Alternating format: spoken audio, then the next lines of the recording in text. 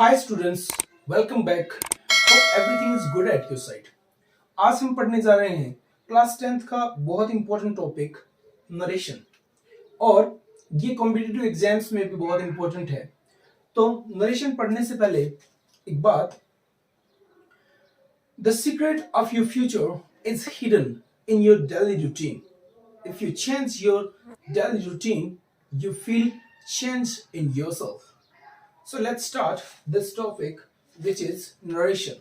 Narration का हिंदी होता है कथन। नरेशन का मतलब होता है कथन। इसको आप डिक्लेरेशन भी बोल सकते हैं और एक स्टेटमेंट भी बोल सकते हैं।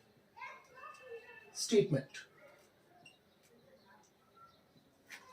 जैसे ये दो प्रकार से होते हैं, एक होता है डायरेक्ट और एक होता है इनडायरेक्ट। जैसे मान लो Ram says to Sita, I am your husband.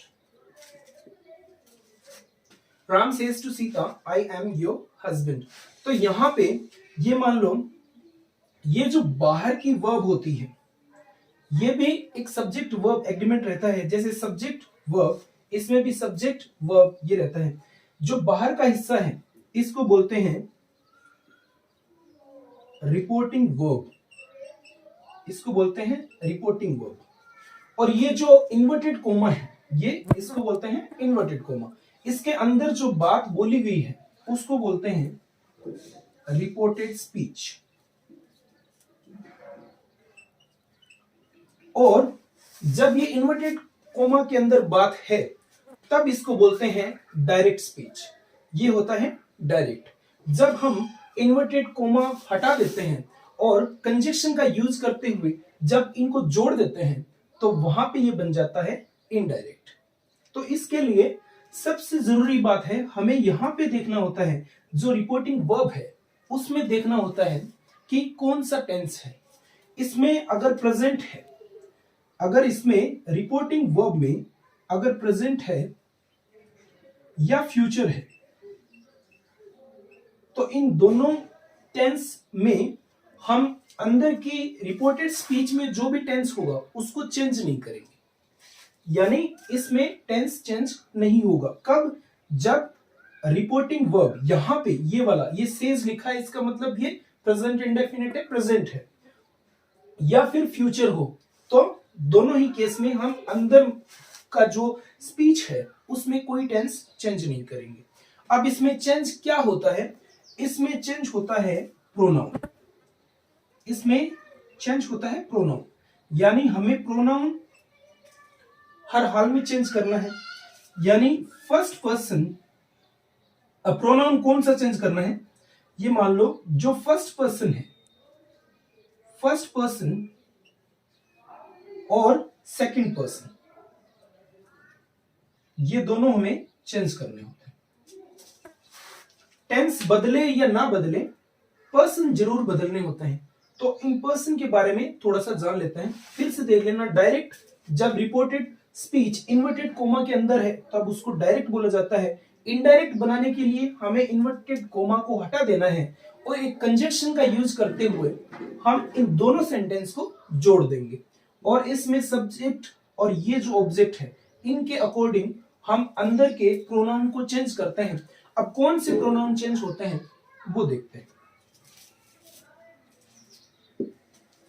जैसे मान लो first person, first person, first person होता है आई, माई, मी, वी, आर, अस। यानी फर्स्ट पर्सन होता है बोलने वाला, वक्ता। जैसे मैं बोल रहा हूं तो मेरी फॉर्म आई, माई, मी, ये फर्स्ट पर्सन हुआ। हम बोल रहे हैं तो हम का वी, आर, अस, ये भी फर्स्ट पर्सन हुआ। अब सेकंड पर्सन, सेकंड पर्सन कौन होता है? सुनने वाला। सेकंड पर्सन कौन? सुनने वाला। यू, योर, यू, ये सेकंड पर्सन। तो इन दोनों को हमें चेंज करना होता है, थर्ड पर्सन चेंज नहीं होगा। थर्ड पर्सन कौन होता है? फर्स्ट पर्सन और सेकंड पर्सन को छोड़कर सभी नाउन या प्रोनाउन वो थर्ड पर्सन होते हैं। तो इनमें चेंज कैसे करना होता है वो देखते हैं। जैसे ये सेंटेंस है, इसमें किस प्रकार से चेंज करेंगे? सबसे पहले जब सेज टू लिखा हो, सेज टू लिखा हो और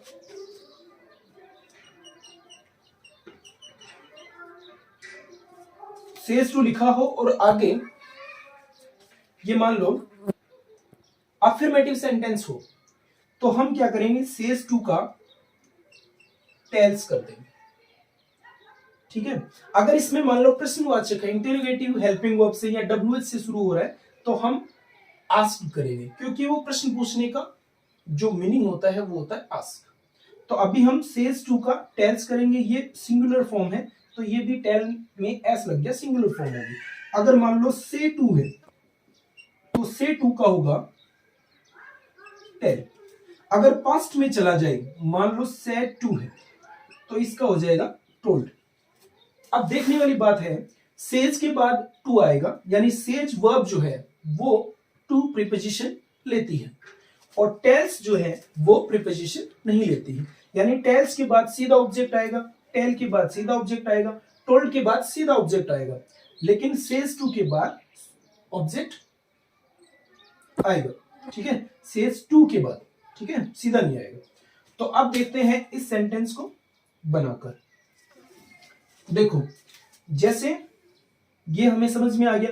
अभी सेज टू का हम क्या करेंगे? हम करेंगे टेल्स। अभी देखो, हम सबसे पहले लिखेंगे राम टेल्स सीता, फिर दैट के बाद अब इसमें प्रेजेंट है तो अंदर का टेंस चेंज नहीं होगा। हम देखते हैं प्रोनाउन। अब हमने देखा इधर है आई है, तो आई क्या हुआ? First person. I first person हुआ, तो ये मान लो ये जो फर्स्ट पर्सन है, ये फर्स्ट पर्सन इस फर्स्ट पर्सन के अकॉर्डिंग चेंज होंगे, यानी सब्जेक्ट के अकॉर्डिंग। तो आप याद रखने के लिए ये मान लो फर्स्ट पर्सन के अकॉर्डिंग, और सेकंड पर्सन, ये जो सेकंड पर्सन है ये सेकंड पर्सन के अकॉर्डिंग। फिर से देखो, फर्स्ट पर्सन, इनमें से कोई भी वर्ड आए, इधर स्पीच में कोई भी वर्ड आता है इनमें से, तो आपको इसके अकॉर्डिंग, यानी ये जो फर्स्ट पर्सन है इसके अकॉर्डिंग चेंज करना है। किस प्रकार से करना है? जैसे इसकी फॉर्म जो चलती है उसके अकॉर्डिंग। जैसे राम लड़का है तो राम के लिए फॉर्म चलेगी ही, हिज और हिम। लड़की होगी तो उसकी फॉर्म चलेगी सी, हर, हर। अब किस प्रकार से चेंज करना है देखो, जैसे यहां पे अगर ये सब्जेक्टिव केस है, आई सब्जेक्टिव, ये पजेसिव, ये ऑब्जेक्टिव, तो यहां पे अगर सब्जेक्टिव केस है तो इसका सब्जेक्टिव केस लेंगे। यानी अगर आई है तो लड़के के लिए ही हो जाएगा, अगर लड़की है तो सी हो जाएगा। अगर मान लो स्पीच में माई है तो हम हिज या हर करेंगे। अगर मी है तो हिम हो जाएगा, और लड़की है तो हर हो जाएगा। अस है तो भी इसका प्लूरल हो जाएगा। ठीक है, जैसे इसका प्लूरल क्या हो जाएगा? दे, देयर, देम। यानी अगर वी आर एस है तो हम प्लूरल बना देंगे, दे, देयर, देम कर देंगे। अब देखो इस सेंटेंस को बनाते हैं। राम टेल्स सीता दैट के बाद आई है तो आई फर्स्ट पर्सन, यहां पे फर्स्ट पर्सन है राम, तो राम हो जाएगा ही। फर्स्ट पर्सन इसका फर्स्ट पर्सन, ध्यान से समझो।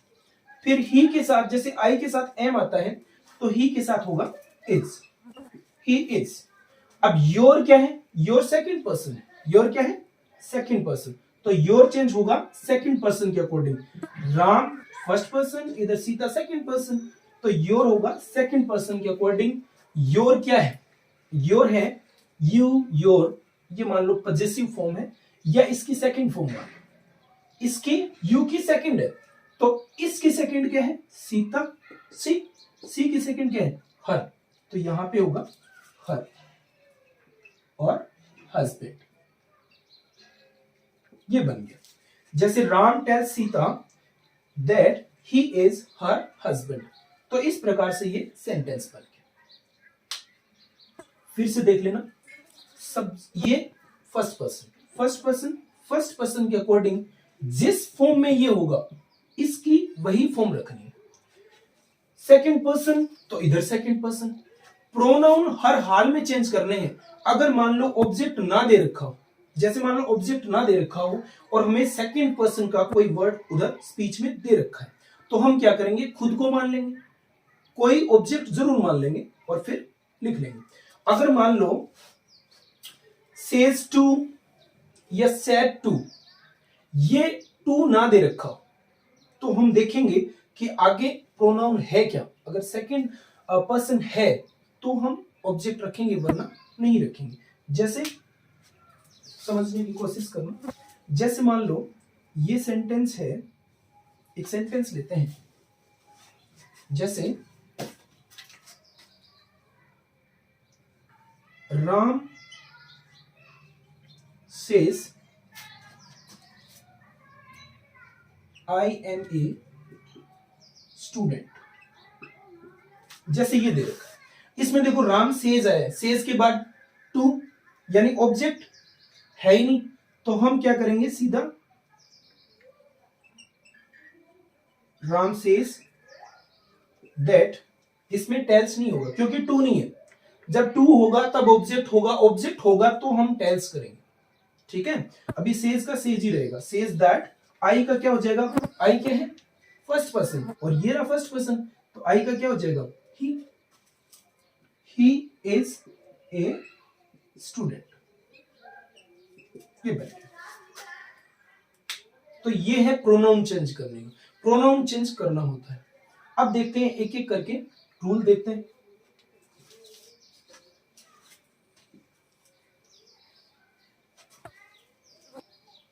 सबसे पहली बात तो ये, यहां पे प्रेजेंट या फ्यूचर है, अंदर का टेंस चेंज नहीं होगा।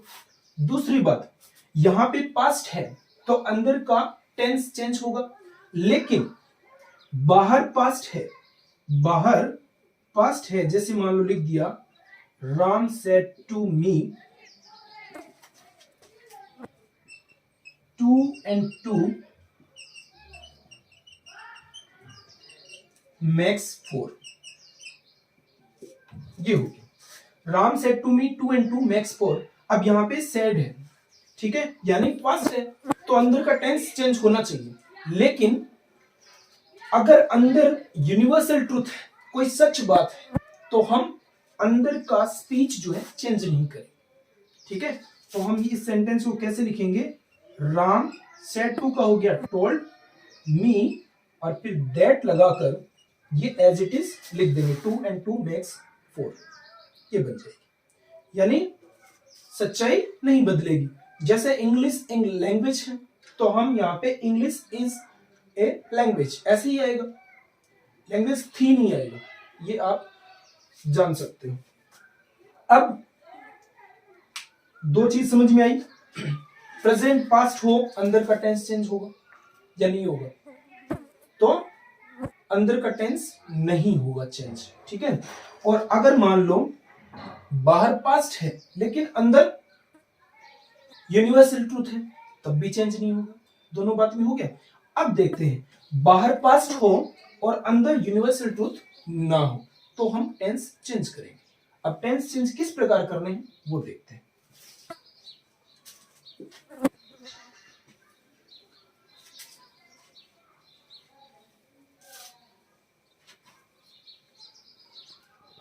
जैसे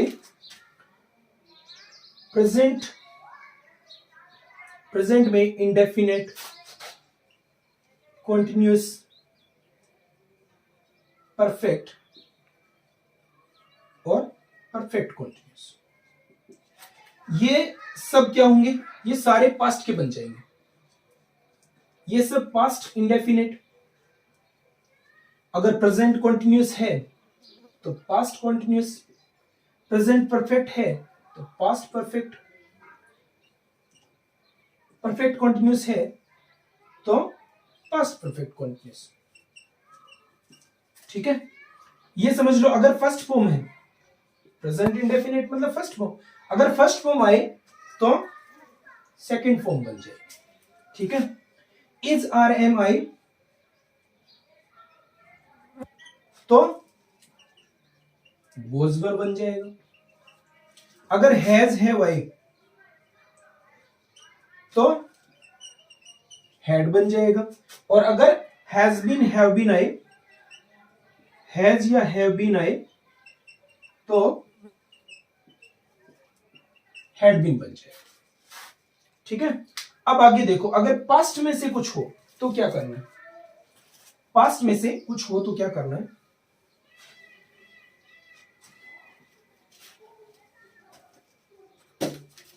जैसे मान लो पास्ट इंडेफिनिट यानी सेकंड फॉर्म आ जाए। पास्ट इंडेफिनिट हो तो पास्ट परफेक्ट बन जाएगा। ठीक है, यानी अगर सेकंड फॉर्म है, वर्ब की सेकंड फॉर्म आए तो हैड के साथ थर्ड फॉर्म हो जाएगी। ठीक है, अगर कॉन्टिन्यूस है, अभी हम करेंगे तो पता चल जाए, कॉन्टिन्यूस है तो परफेक्ट कॉन्टिन्यूस किसका? परफेक्ट कॉन्टिन्यूस किसका? पास्ट का, पास्ट परफेक्ट कॉन्टिन्यूस। ठीक है, कॉन्टिन्यूस है तो परफेक्ट कॉन्टिन्यूस बन जाएगा, पास्ट इंडेफिनिट है तो पास्ट परफेक्ट बन जाएगा, यानी second form had third. Continuous है तो परफेक्ट कॉन्टिन्यूस हो जाएगा। और अगर मान लो हैड के साथ थर्ड फॉर्म दे रखी है, या इन दोनों को लेके आते हैं, मान लो हैड थर्ड हो तो कोई चेंज नहीं होगा। अगर परफेक्ट कॉन्टिन्यूस हो, past perfect continuous, past perfect continuous हो, नहीं चेंज होगा। ये है तो ये हो जाएगा, ये है तो ये हो जाएगा, लेकिन ये हो तो चेंज नहीं। अब देखो, और मॉडल वर्ब में देखो, मॉडल वर्ब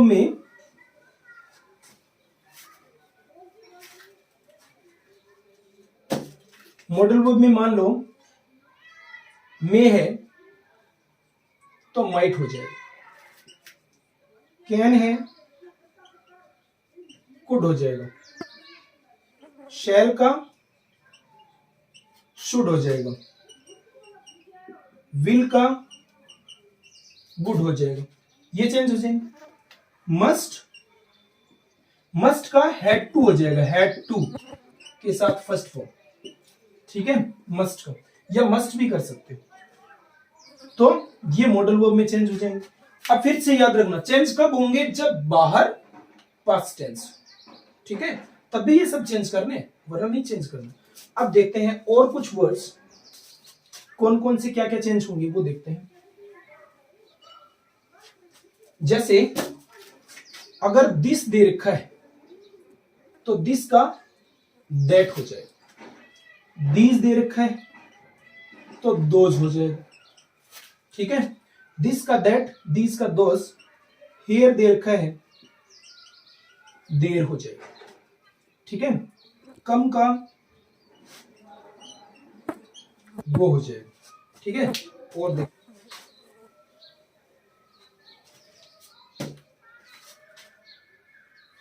लास्ट का प्रीवियस हो जाएगा, ये ध्यान रखना, बस प्रीवियस हो जाएगा।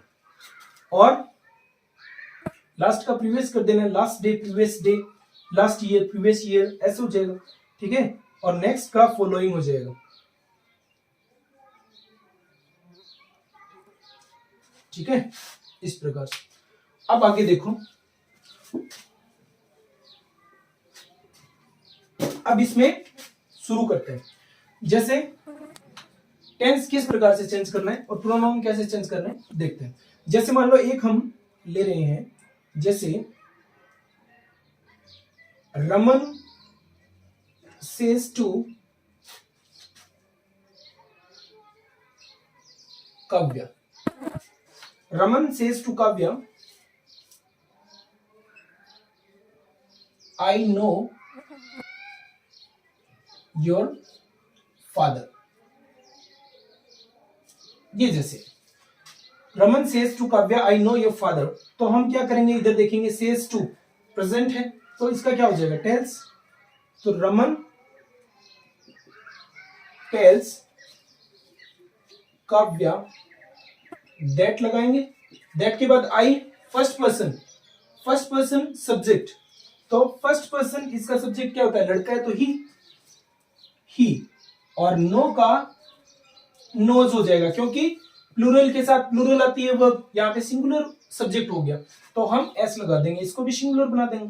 तो ही नोज योर क्या है सेकंड पर्सन, यू की सेकंड, तो यहाँ पे सेकंड क्या है काव्या लड़की है, सी की सेकंड क्या होती है हर, तो ये हो जाएगा her father.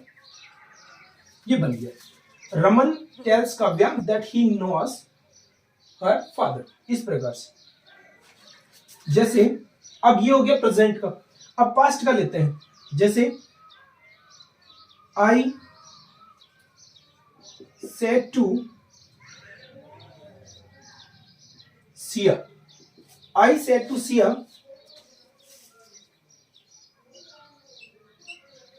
English is a language, ठीक है, I said to Siya English is a language.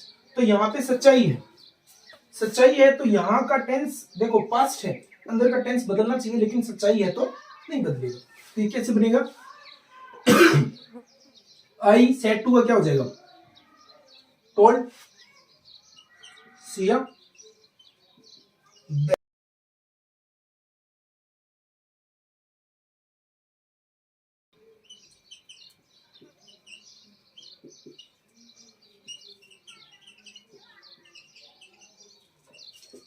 English is a language, I told Siya that English is a language.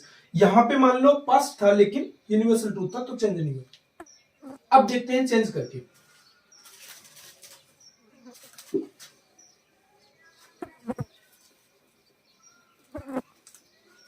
जैसे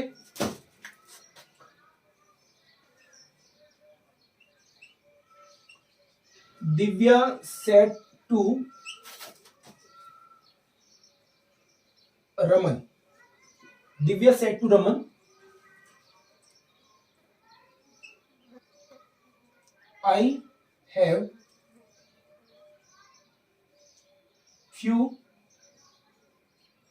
books, I have few books. तो यहां पे दिव्या सेड टू का told Raman that आएगा क्योंकि affirmative है।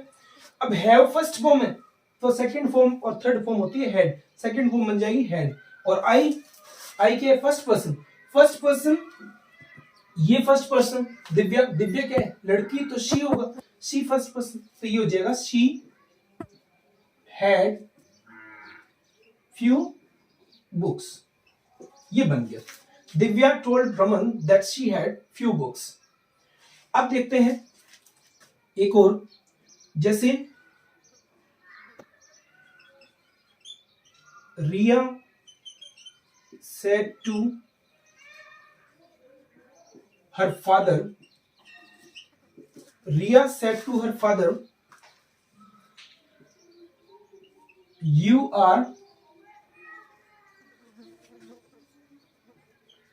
my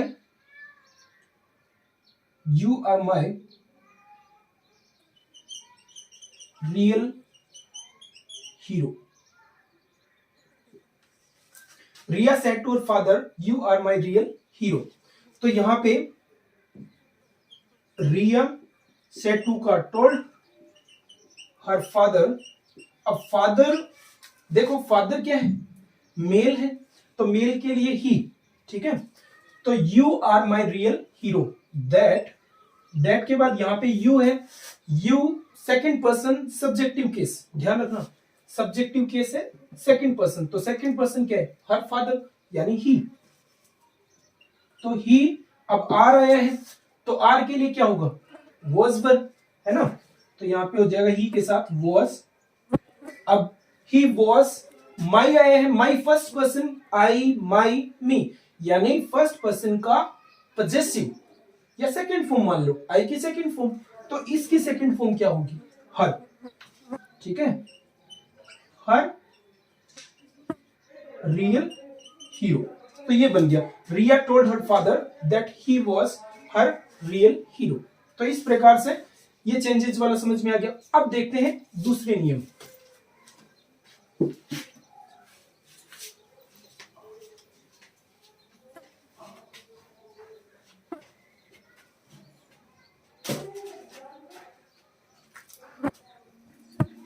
जैसे मान लो अगर वाक्य, अगर स्पीच में इन्वर्टेड कोमा के अंदर जैसे फर्स्ट फॉर्म से शुरू, वर्ब फर्स्ट से शुरू, ठीक है। Reported speech, reported speech first form से शुरू हो तो क्या करना है, जैसे आई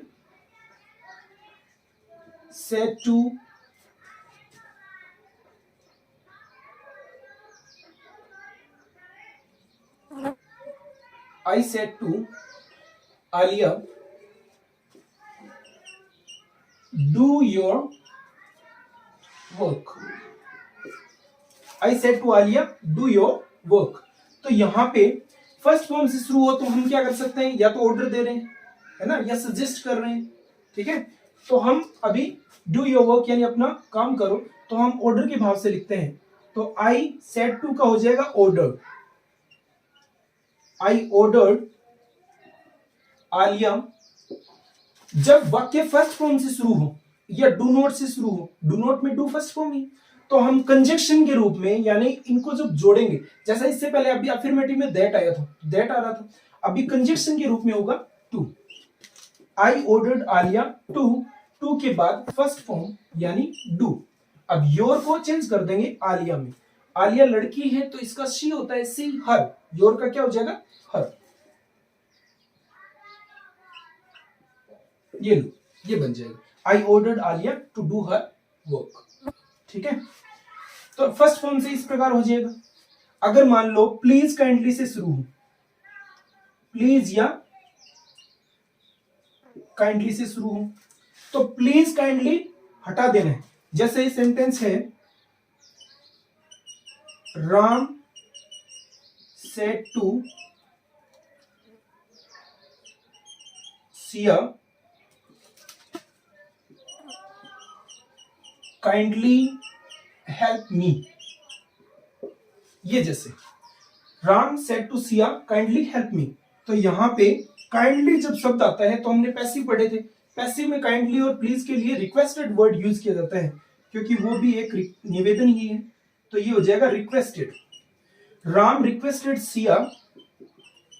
अब ये काइंडली शब्द हट जाएगा क्योंकि ये भी रिक्वेस्टेड का ही है, तो टू हेल्प।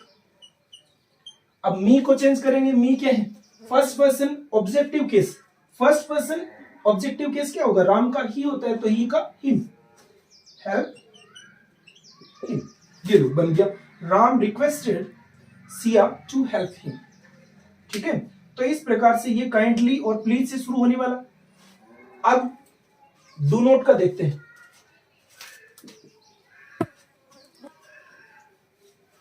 अगर वाक्य डू नॉट से शुरू हो, डू नॉट से शुरू हो, डू नॉट का हमने पैसिव में किया था। पैसिव में हम क्या करते हैं, जैसे डू नॉट के लिए हम फॉरबिड, फॉरबिड ये जो वर्ब है इसकी सेकंड फॉर्म होती है फॉरबेर और थर्ड फॉर्म होती है फॉरबिडन, और पैसिव वॉइस में हम थर्ड फॉर्म का यूज करते हैं। जैसे do not talk too much, तो हम लिखते हैं you are forbidden to talk too much. ठीक है, डू नॉट हट जाता है, फॉरबिडन वर्ड यूज करते हैं। तो अभी डू नॉट से अगर स्पीच डू नॉट से शुरू हो रही तो हम क्या करेंगे, हम सेड टू की जगह क्या करेंगे फॉरबेड, ये सेकंड फॉर्म यूज कर लेंगे और टू लगाकर। जैसे the teacher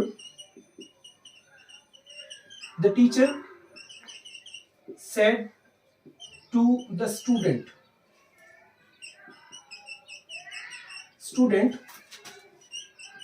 do not make a noise. ये जैसे तो डू नॉट से शुरू है तो ये हो जाएगा the teacher forbade the student to, do not हट जाएगा क्योंकि फोरबेड आ गया, ठीक है। टू के बाद वर्ब की फर्स्ट फॉर्म, तो डू नॉट को हटा देंगे। फर्स्ट फॉर्म कौन सी, ये रही, make a noise, make a noise बन गया। The teacher forbade the student to make a noise, तो इस प्रकार से डू नॉट का बन जाएगा, ठीक है।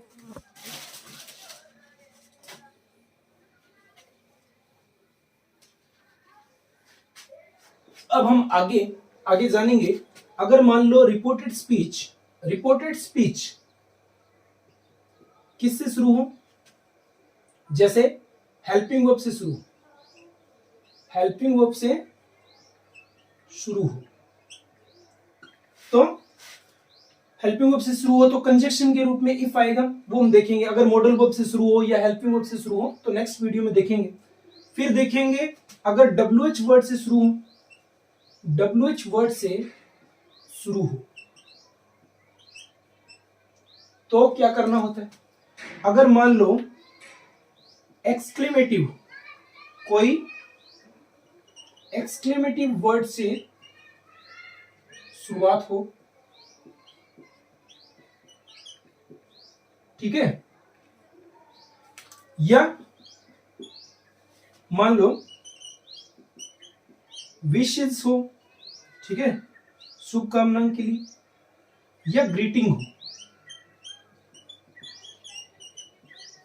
तो इनके लिए हम किस प्रकार से कंजक्शन यूज करते हैं, किस प्रकार से सेंटेंस में बदलाव लेते हैं। तो इस वीडियो में इतना ही, क्योंकि वीडियो लंबा हो रहा है। अगले वीडियो में हम ये सब डिस्कस करेंगे और अच्छे से समझने की कोशिश करेंगे नरेशन को, क्योंकि नरेशन बहुत आसान है, ठीक है, और कॉम्पिटिटिव एग्जाम्स में ये बहुत इंपॉर्टेंट रोल अदा करता है। तो इस वीडियो में इतना ही, प्रैक्टिस करते रहिए, समझते रहिए। वीडियो फिर से देखना, अच्छे से समझ में आएगा, और ये अगर समझ में आएगा तभी ये चीजें समझ में आएगी। तो फिलहाल इतना ही, मिलते हैं अगली वीडियो में फिर से। तब तक प्रैक्टिस करते रहिए, अपने छोटे बहन भाइयों को भी पढ़ाते रहिए और सीखते रहिए इंग्लिश लैंग्वेज। Thank you.